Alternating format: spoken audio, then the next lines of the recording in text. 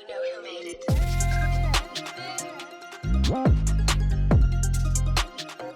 Hello and welcome to the See Me Be Me podcast.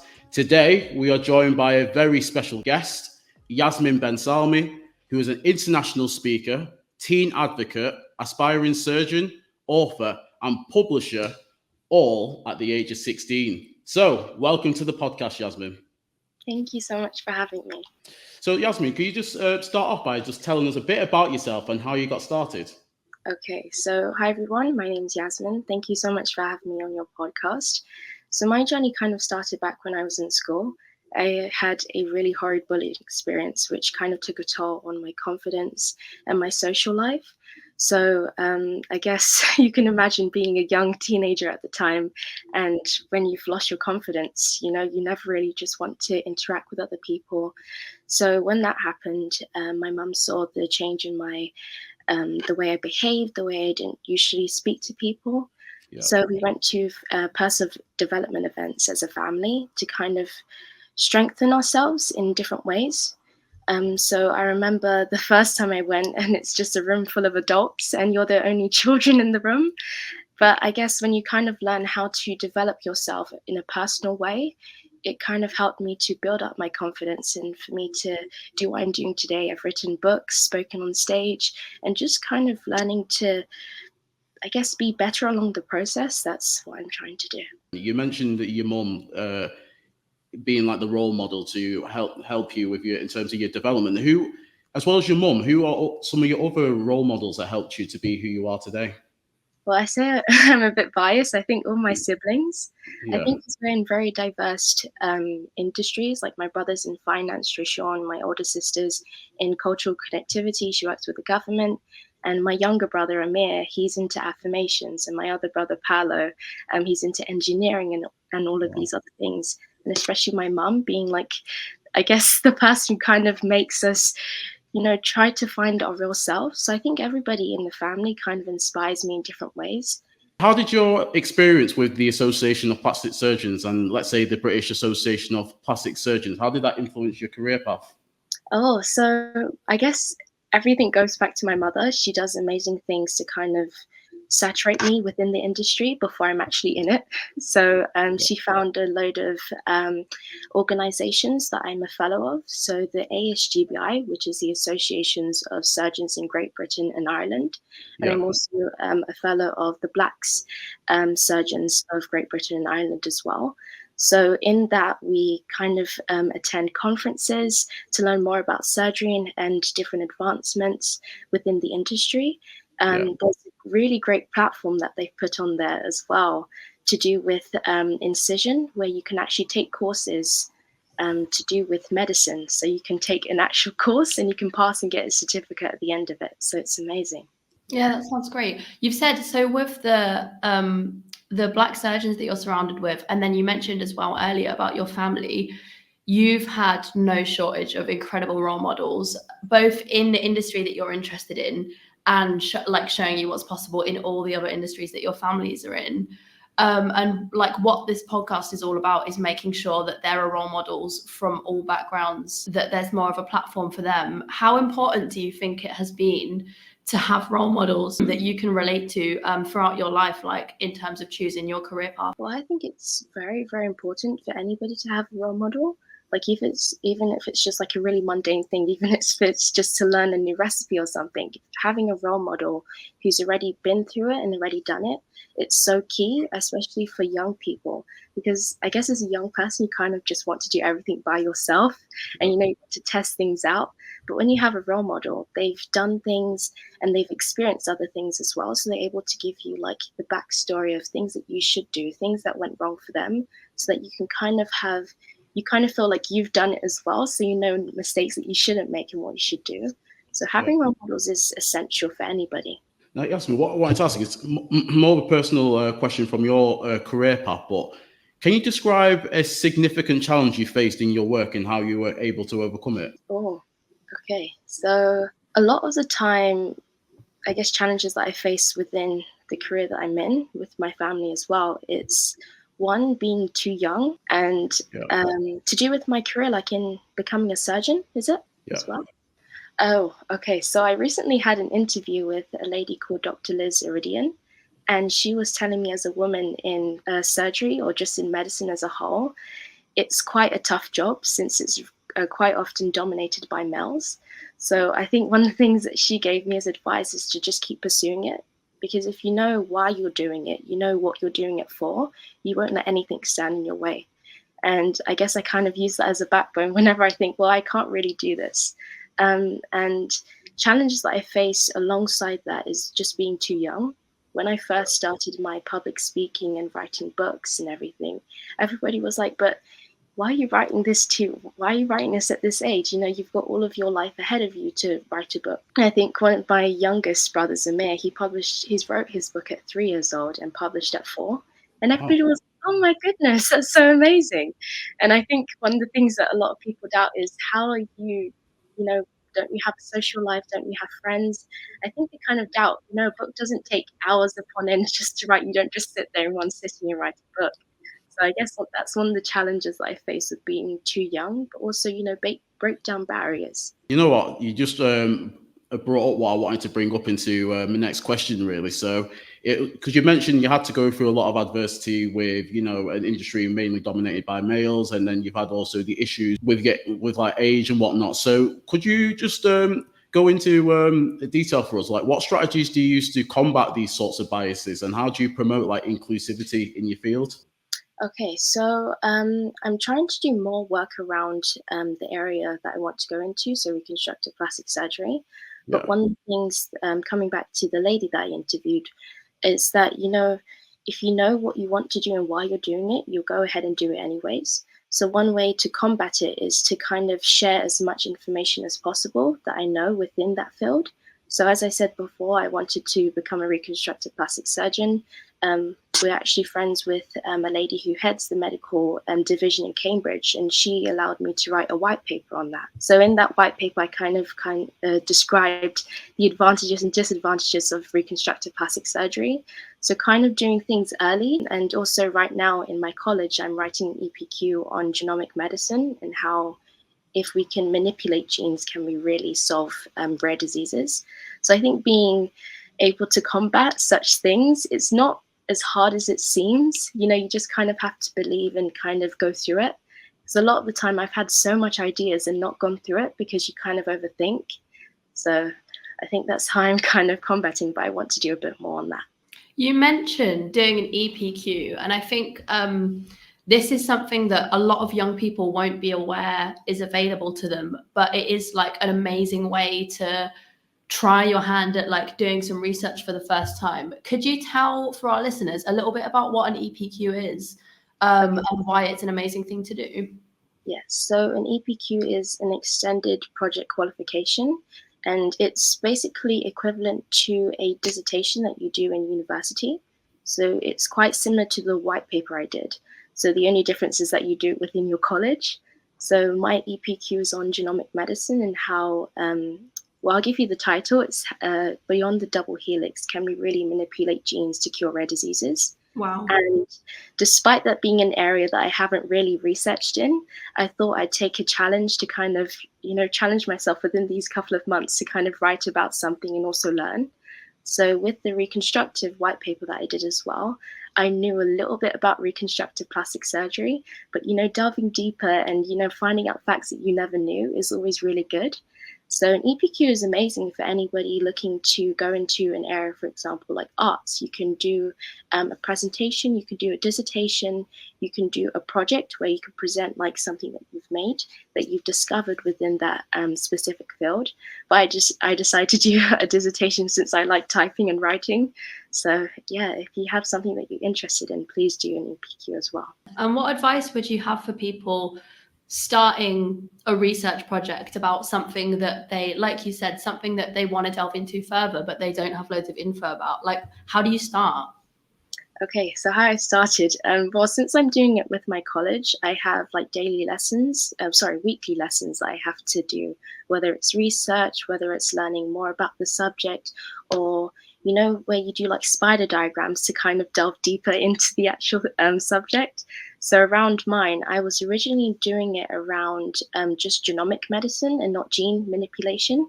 And then when I delved deeper into my spider diagram, I thought, well, why don't I do something on this? Because I actually knew nothing about gene manipulation. And it was so amazing to hear like the different stories and different articles that I was reading about like the first person who discovered it, because he had a patient who I think she was 5 years old and she had like an uncurable disease. And he thought, well, why don't I take the risk and take her DNA and kind of manipulate it in a way? And she ended up living, I think it was 5 years longer than she was expected. She was given 3 months and she lived 5 years longer. So I think if we kind of expand in the research that we're doing with genomic manipulation, even though a lot of people have ethical like implications, there's always room to improve. Yasmin, just going through when I was looking at your background, you say that your purpose is to, and you elaborated on it before, to eradicate low self-esteem through the teaching of self-love in particular. So what role does self-love play in your mission to, let's say, eradicate low self-esteem amongst young people? Okay, so us as a family, we are doing a school tour. And one of the main issues that we found when we go for the school tours is that a lot of teenagers have a lot of self-doubt and they have like a lot of, low confidence. I remember when I was in school, I suffered from a lot of low confidence, which kind of made me follow the wrong crowd. So I Yeah. was bullied when I was in primary school and then the start of secondary school. And I thought, well, I've been all through all of these bullying when I was in primary school. I'm not going to let it transpire into secondary school. So I ended up following the wrong crowd and doing the wrong things. And I think the main reason for that is because I kind of lacked self confidence, where I kind of followed people because I was bullied for being myself. So why don't I just change and be like these people so that they'll be my friends? So Yeah. that's one of the main understandings that I had of low self confidence and low self esteem. And I realized that when I started to love myself, even though it's a process, you kind of become more confident and you kind of stand with yourself to say that, sometimes people might not like what I do. It doesn't mean that I have to change for that person. Maybe that person needs to go and find their own group of people. And I think I did a talk with Marie Diamond, and I mentioned one thing in my presentation, and a lot of people started crying from that. I think I have a thing with making people cry. I'm not too sure why. But I said the main reason why I assumed that people bullied me in school is like we all go through a process in life, hurt people hurt people. Yeah. And I this I guess 3 pillars, but it's kind of evolved and it's like we hurt, we heal, and we help. So that's one of the things that I went through. I went through the hurt stage, which was when I was bullied. I then decided, well, I'm not going to let this transpire anymore. And I went through a whole healing process, which I'm still going through now, since it wasn't too long ago since I was in school. I'm now helping and then I'm healing. So that's kind of the journey that I'm on and how I think a lot of people could kind of learn from. Low self-esteem spirals from you not loving yourself. So if you love yourself, you step into your power, then you really start to become confident. And then, nobody's going to doubt you if you're confident. Yeah. I wanted to touch on that just a little bit more because what you mentioned with particularly with your family and working with young people about changing the mindsets. What has it been like to change people's mindsets in terms of the low self-esteem angle of things? Has it been a fairly easy process, or has it been fairly difficult to aspire like young people with their self-esteem? Um, with young people, well, I think just for any person, if you've been in Yeah. the mindset for so long, it's very hard to change them in like a split second. Because we do like these school tours where we go for like I think it's an hour or two. We give like our speeches, and then we kind of go into how we can help the school. Yeah. So what we do as a family, since we're like quite connected in our different areas, we kind of ask the children what is it that they aspire to do in the future, and then we can connect them with somebody. So recently we took, I think it was 4 schools on 2 different days to LinkedIn to kind of Yeah. have an insight day on how they could be more connected to people in the workspace. So I think kids are quite connected when it comes to their future and money. So Yeah. I think when it comes to teaching them about their low self-esteem, a lot of the children won't really say it in front of their friends since they might get embarrassed. But later on, I had somebody speak to me and they was like, it's quite embarrassing for me to say this, but I actually kind of struggle with this. And I think it's quite sad that us as teenagers kind of have to, keep everything just kind of bottled up and we don't want to say anything. So I think we kind of need to make it a norm that, sometimes it's not okay. It's okay to not be okay sometimes. And, hiding it is not going to make it any better. So I think when I spoke about my story, a lot of the girls came up to me. I think, boys will be boys. They'll go and talk to their boy group. But I think a lot of people, if you've been in a mindset for so long, it's quite hard for you to change it in a split second. But it's not about, you need to listen to me, you need to change it in the instant. It's about listen to my story, listen to how I changed it, and, see how you can change yours. It doesn't mean that within a day you have to, up your confidence. It doesn't mean that you have to, quite, speak to everybody and step out your comfort zone. It's like, take baby steps. When I was in my journey, I didn't just, go to the events and then just come back as a very confident person. It took time. So I think that's what we're kind of doing in that space. Yeah, definitely. So you've mentioned the sort of peer pressure, not wanting to speak about your problems. And you've mentioned that, you telling your story and using your voice and showing people that they're not alone can help people to overcome that. What other barriers to self-love and confidence and success going forward do you think there are for young people? And do you have any magic tips to help us overcome them? Yes. So a lot of us young people kind of overthink the whole thing when it comes to careers and, being a person of influence. Yeah, definitely. Yeah, so when I first started in my career, like as I said before, a lot of people doubted me because of my age, like the things that I'm doing, the accolades that I have. And I think for myself, I don't really think too much about it. And everybody's like, but you've got all these amazing opportunities.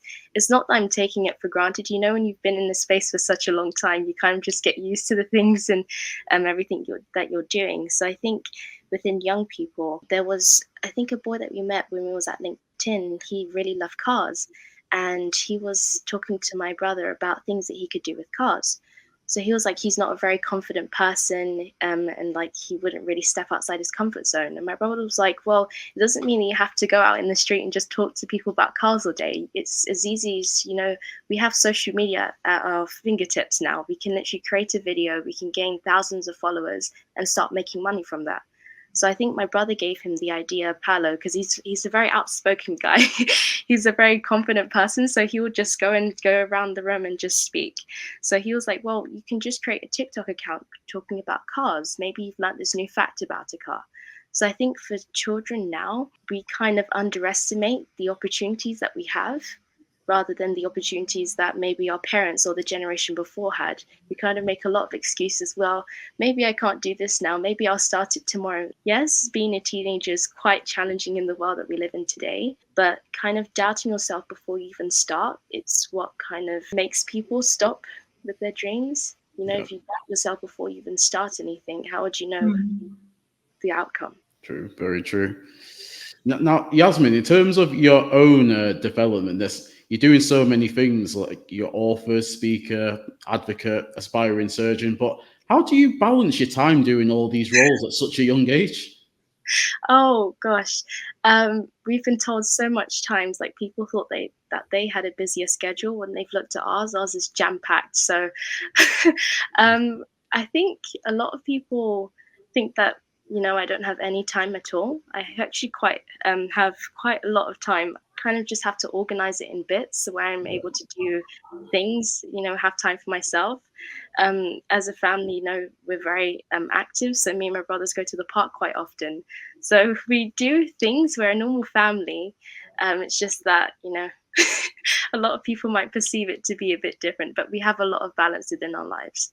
And then I've been also following yourselves, the Ben Salmis, on social media, looking at some of the activities you've all been doing recently. And I noticed that recently you all attended, was it the Global Black Summit, which was in Dubai? Can you share with us that experience? As I believe that you were keynote speakers at that event. Yes, so the summit was created by Clarence Seedorf, Yeah. who used to be a footballer, and he kind of set up the whole summit and the whole platform to kind of shed light on Black people within business in all different areas to kind of showcase what we're doing. So that event took place in Dubai, which I was super, super happy about. It's my Wow. first time being in Dubai, and it also gave me a chance to speak Arabic as well, which I really loved. Um, in that event, there was a lot of amazing people. We had somebody from, I think it was a government space, who gave a speech before the event actually started. And my sister, she was leading one of the panels, and my brother was on another panel as well. My mum was on there. So the event was really, really amazing. I think the whole mission that Clarence has for people in that event is not just to inspire Black people, but it's also to inspire the next generation to kind of dream big as well. With his event in Dubai, as I said, my brother Paolo and Amir, Paolo will literally whiz around the room and kind of ask people, well, hi, what's your name? What are you doing? What are you here for? So he's kind of like that as a busybody. So he ended up speaking to Clarence, and Clarence wanted us to speak in the as the next session. So Yeah. I think there was supposed to be a panel the next session, and we ended up taking the time for that. So that was quite cool. And we were speaking about what we do as young people. And I think a lot of people was quite surprised. It's like, well, you're this young, you're doing all of this stuff. And a lot of people kind of felt ashamed that, at their age, they haven't written a book or done any of these things.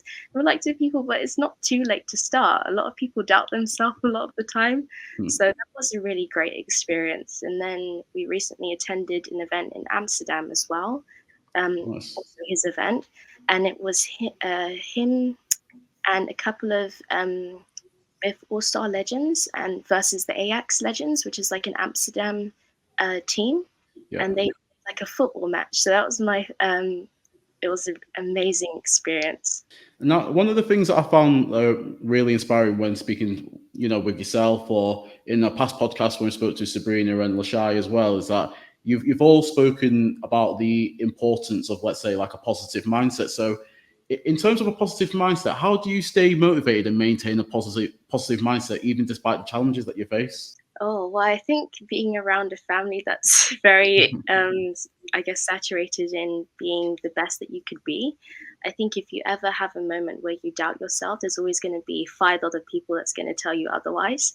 Yeah. So I think half the time when, for example, when it came to me writing one of my books or writing the white paper, I was like, but I know nothing about this subject. How am I going to do it? They're like, but you never learn until you try. So when I did things and did the research. So like, but you saw the outcome, you never wanted to do it. So I think a lot of the time I kind of have to catch myself out, or I'm going to have five other people tell me.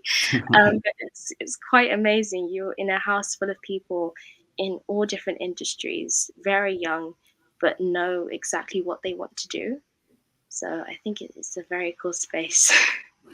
And then what future projects or goals are you currently working towards? How do they align with your mission of promoting self-love and eradicating low self-esteem? Okay, so I have quite a few things. So I'm looking to write a few more books, a couple of ebooks as well, since I already have those as well. So I'm looking to do a lot more speaking engagements, kind of show kids what it's to be, yourself and when you step out of your comfort zone. Um, we're going to be doing more of our family tour in the schools, which is amazing. Like I said, we brought a couple of kids to LinkedIn, and Yeah. we recently did the first thing in history. Actually, we took an SEN school to LinkedIn for them to learn about what opportunities that they have. I think I think whenever I talk about that, it's so moving because within that area, a lot of people doubt them. A lot of people are like, well, they're not normal. Well, define normal. What is normal? Yeah. You never know until you give them a chance. And there was this amazing boy that we met there, and he was super funny, and he could guess what day he was born based on the year that you tell him. And it Wow. was so amazing. I'm telling I'm telling you, like if he was there, it's amazing. So LinkedIn said that it was the first time that they ever had an SEN score there, and the questions that they were all asking, the way that they was engaging, and this session was just talking about what LinkedIn is and how you can build your profile, how you can be open to work and everything. And they were so happy and they were so grateful. And I think the thing that I'm quite upset with is that a lot of people don't give them a chance. So I think the work that we're going to do more is kind of stem into how we can help them and how we can give them more opportunities, because they're able to do things. It's just like anybody else. If you've never done something, you need to be taught it.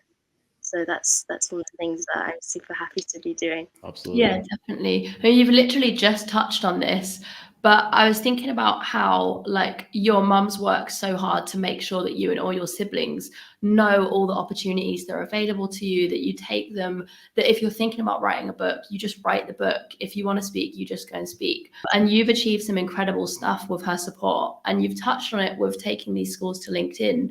But I was wondering if there was anything else that you wanted to do now that you've achieved this and you know what you can do, how you want to help other people achieve that as well and pass on those opportunities. So one of my biggest dreams is to set up a clinic and to set up a hospital.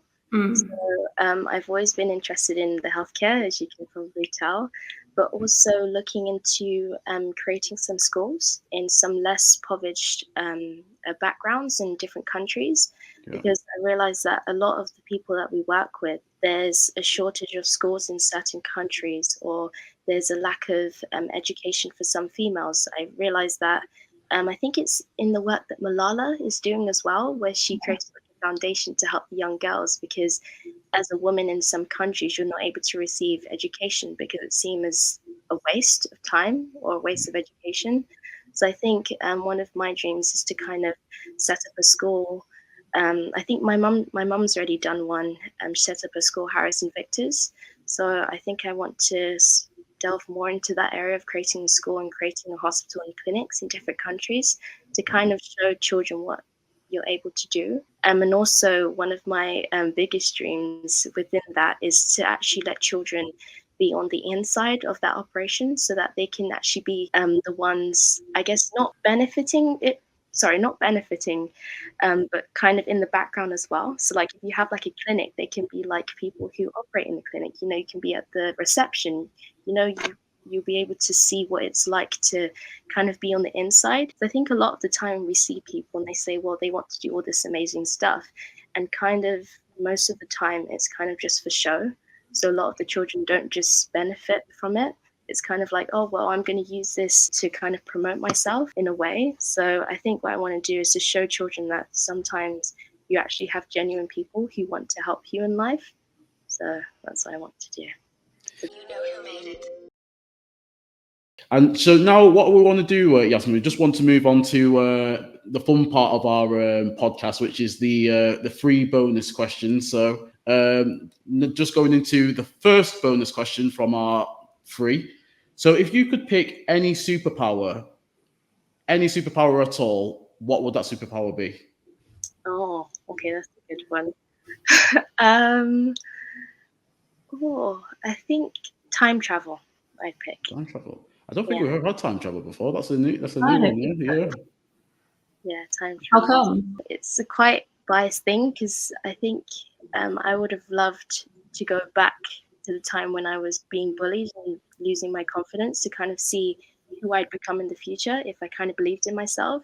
So I think it's a quite a weird one. But anytime I'd meet somebody and they kind of doubted themselves and not wanted to do what they're doing, I'd be able to go into the future and see how they'd look like if they never, I guess, doubted themselves. It's a quite weird one.